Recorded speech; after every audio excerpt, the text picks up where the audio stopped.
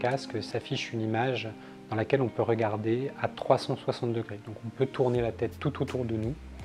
Donc on n'a pas une sensation de regarder un écran, mais on a la sensation d'être présent dans la scène que l'on affiche. Donc typiquement, quand on a travaillé sur le projet sur la cathédrale de Strasbourg, cette expérience fait ressentir aux visiteurs le vertige.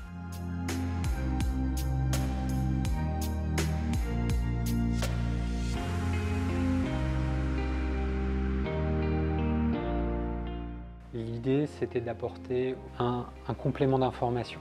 C'est-à-dire qu'aujourd'hui, le vaudou, c'est un culte qui est pratiqué en Afrique de l'Ouest. Et les éléments donc les objets qui sont présentés au musée sont des objets inanimés, statiques, alors qu'ils sont utilisés dans le cadre de cérémonies, par exemple au Bénin.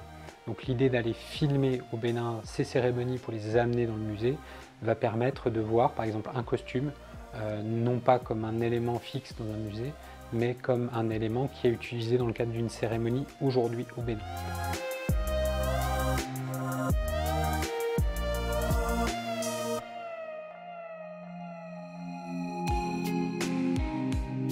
Peut-être que demain, certains sites comme Lascaux par exemple sont fermés à la visite.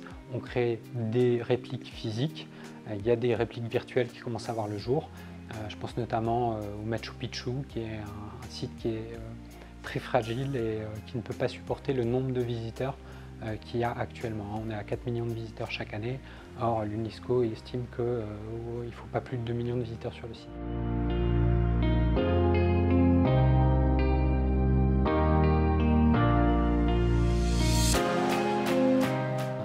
Projet en cours et qui vise à montrer la Statue de la Liberté alors qu'elle était construite à Paris à la fin du 19e siècle.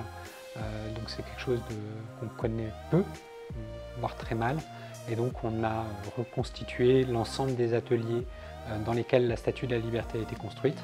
Et dans l'expérience, en fait, on va accompagner Victor Hugo dans la visite des ateliers, car Victor Hugo, 6 mois avant sa mort, est venu visiter les ateliers Gagé-Gauthier, qui s'appelait les ateliers Gagé-Gauthier, dans lesquels la Statue de la Liberté a été construite.